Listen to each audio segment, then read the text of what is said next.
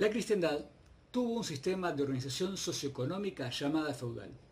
Este comienza a mostrar sus primeros signos de corrosión a partir del siglo XIV, en el que la burguesía va a tener su implicancia. Y es así que muy lentamente empieza su decadencia, siendo reemplazado también, en forma lenta pero paulatina, por un nuevo sistema de organización socioeconómico llamado capitalista. En la Revolución Francesa, al conformarse el primer parlamento en Francia, vemos cómo se distribuyen los distintos grupos políticos de acuerdo a sus ideales y pensamientos. Para simplificarlo, diremos que a la derecha se sentaron los conservadores. Estos eran nobles, católicos, defensores en ese momento del régimen absolutista. En el centro, los liberales moderados, burgueses que buscaban un cambio político en forma lenta y progresiva. Y a la izquierda se sentarán también burgueses liberales, pero mucho más radicalizados con respecto a las formas y los tiempos que debían producirse los cambios políticos. No vamos a adentrarnos ahora en el análisis propio de lo que fue la revolución en sí, porque eso nos demandaría demasiado tiempo. Solo diremos que, por un lado, existió una importante participación de la masonería, mientras que por el otro se inicia la persecución a la Iglesia y a los cristianos. Sin embargo, luego del Imperio Napoleónico, la monarquía recuperará su poder, pero ya sin la fuerza que supo tener y signada a perder su rol dentro de la política ejecutiva del Estado en Occidente. Y aquí hago un paréntesis para explicar un poquito cómo se forman las ideologías que van a actuar en el capitalismo. Y va a ser luego de la Revolución de 1848 en Francia que, al formarse la Segunda República, se vuelve a conformar un parlamento donde a la derecha se vuelven a instalar los conservadores, en el centro los liberales y a la izquierda los socialistas.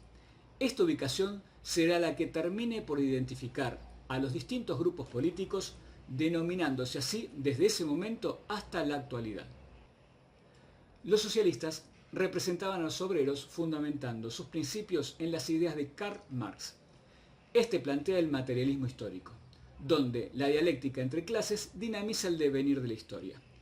Se declaran mayoritariamente ateos y buscan reemplazar el sistema capitalista por lo que llaman el sistema comunista, pero que en la práctica, cuando a partir de la revolución social que se dio en Rusia en el año 1917 y en el que llegan al poder, terminó constituyéndose en un capitalismo de Estado, con la característica que el individuo concede todos sus derechos y bienes al mismo Estado, siendo este un capitalista en su relación con el mundo, pero que internamente dirige y ordena a la sociedad a su arbitrio. Eran muy violentos en sus manifestaciones, porque creían que el cambio debía darse a través de una revolución, y cada manifestación era una oportunidad para iniciar la misma. Es importante aclarar también que, a mediados del siglo XIX, el sistema capitalista ya se había instalado en todo el mundo occidental, desplazando totalmente al sistema feudal. El temor que produjo en los burgueses liberales el advenimiento de las ideas y de la violencia de los socialistas, por lo que recién acabamos de explicar, llevará a que desde el año 1848 se produzca una alianza tácita en Francia entre los liberales, que se querían afirmar en el poder, y los conservadores, cuyo poder venían perdiendo. Alianza denominada como de centro-derecha, que rápidamente se expandirá al resto de los países de Occidente. En un principio el socialismo o la izquierda no lograba hacerse del poder político gubernamental, sino solo consiguió dirigir algunos sindicatos, por lo que los países ya ganados por la centro-derecha comienzan a competir entre sí para conseguir un poder hegemónico mundial atemperado a través de pactos y alianzas que fracasará en el año 1914 con el estallido de la Primera Guerra Mundial. 3 años después, la izquierda alcanza el poder a través de la revolución bolchevique en Rusia. Finalizada la Primera Guerra, las posiciones se extreman tanto en la derecha como en la izquierda, conduciendo de esta forma a la Segunda Guerra Mundial. Por otro lado, los liberales tendrán su prueba de fuego con el crack financiero del año 1929, que recién superarán durante la Segunda Guerra Mundial. Al concluir la misma, la gran derrotada será la derecha, debido a que se la relacionará a los países derrotados, por lo que a partir de entonces se disputarán el poder hegemónico entre el centro, que todavía no rompe totalmente su alianza con la derecha, y la izquierda en su versión más radical, con la Unión Soviética primero y luego China y Cuba denominándose también de extrema izquierda.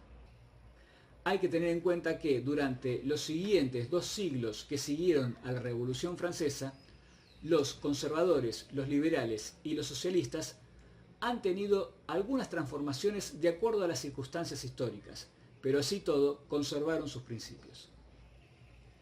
Los conservadores o de derecha rescatan los principios morales de la fe y las tradiciones nacionales para conducir la política, pero ya son pocos los monárquicos, dado que en su mayoría hoy terminan siendo republicanos.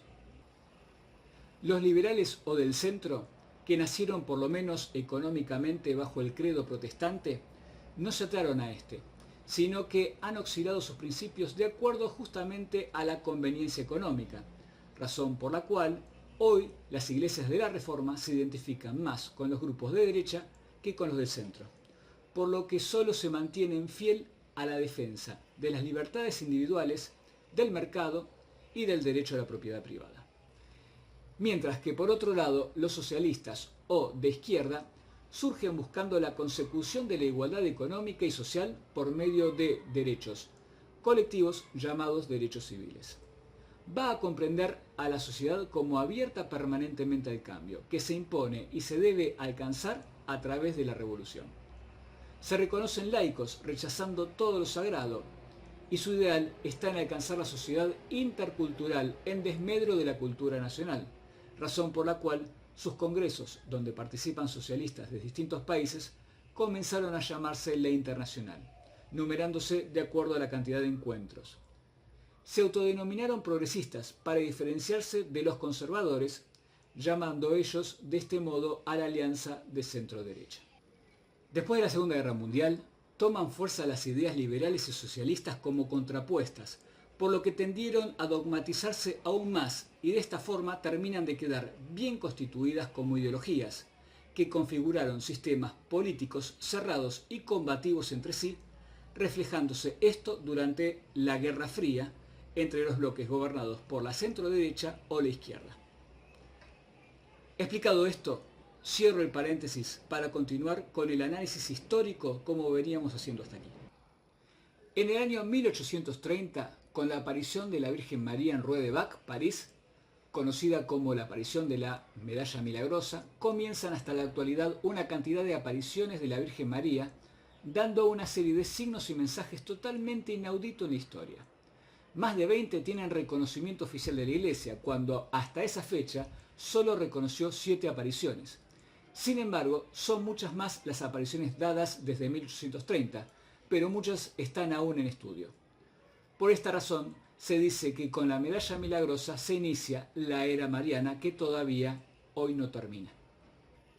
Las más importantes, además de la recién mencionada, son la Salette en Francia en el año 1846, llamada por el Papa Juan Pablo II como la Madre de las Profecías, y realmente no se equivocó. Lourdes, también en Francia, en el año 1858, y Fátima en Portugal en el año 1917. Pero desde lo personal sumo 2 más que todavía no tienen reconocimiento eclesiástico, pero sí están en estudio, como por ejemplo Garabandal en España, desde el año 1961 al año 1965, y Medjugorje en la ex Yugoslavia, hoy Bosnia-Herzegovina, desde el año 1981 hasta la actualidad. Sin embargo, no solo se apareció en Europa, sino también en el resto de los continentes, como por ejemplo en Asia, en Akita, Japón, en el año 1973, en África, en Quibeo, Ruanda, en el año 1981, y en América, en San Nicolás, Argentina, en el año 1983, solo por mencionar algunas. Estas apariciones indican una intervención divina en estos 2 siglos, que nos está dejando un signo que no debemos ignorar y por supuesto debemos interpretar. Lo que intentaremos hacer en algún próximo video, pero por lo pronto todas son una advertencia y un llamado a un cambio de vida y a una conversión que nos permita volver a Dios.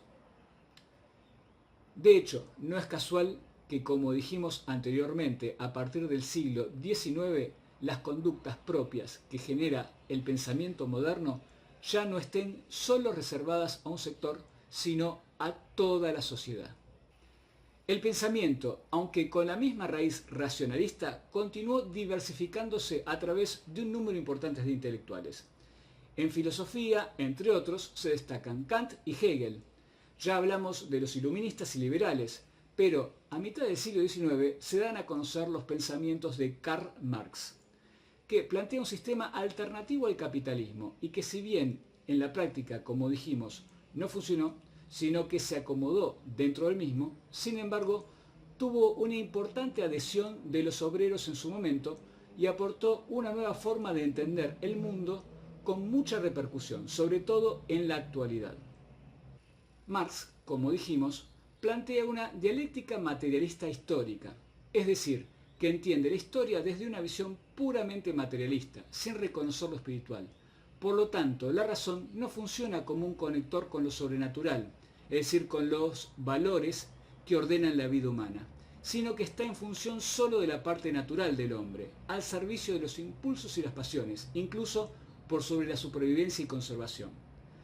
Por lo tanto, analiza historia como un conflicto humano, una lucha entre sectores sociales, definiéndolo como lucha de clases.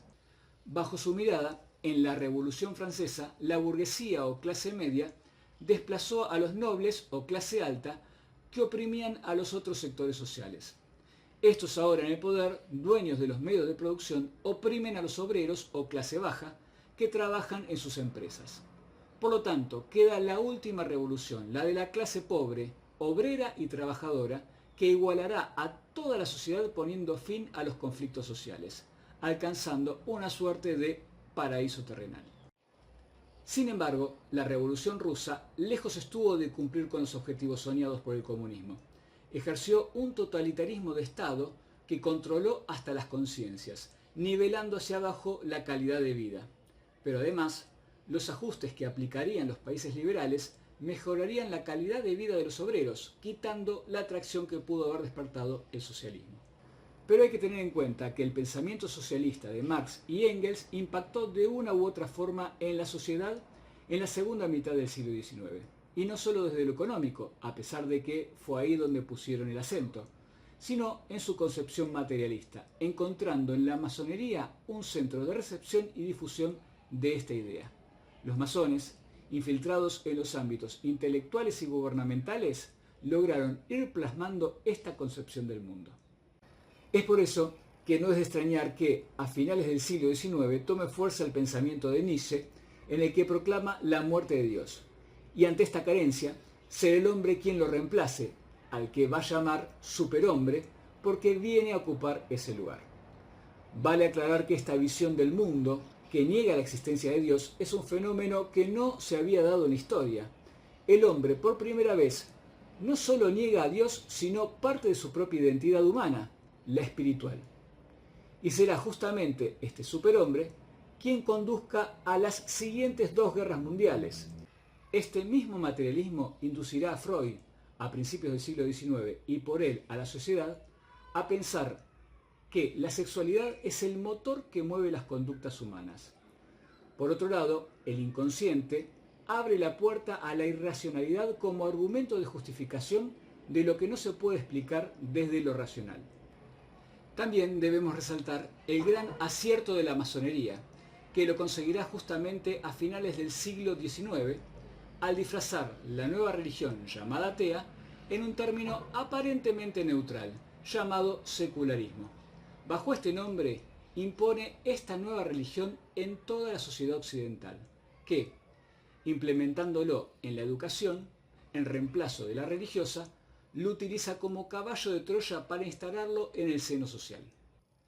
Vemos entonces cómo Satanás va cumpliendo así sus objetivos. En primer lugar, dividió la cristiandad con el cisma protestante. Y como bien dice la frase, divide y reinarás, luego, ante el enfrentamiento entre cristianos, toma una tercera posición diferenciándose de las dos vertientes cristianas con el agnosticismo.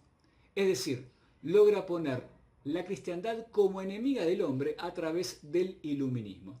De esta forma y muy lentamente empezó a socavar los valores cristianos por los que provienen de la razón humana, mutables y perennes.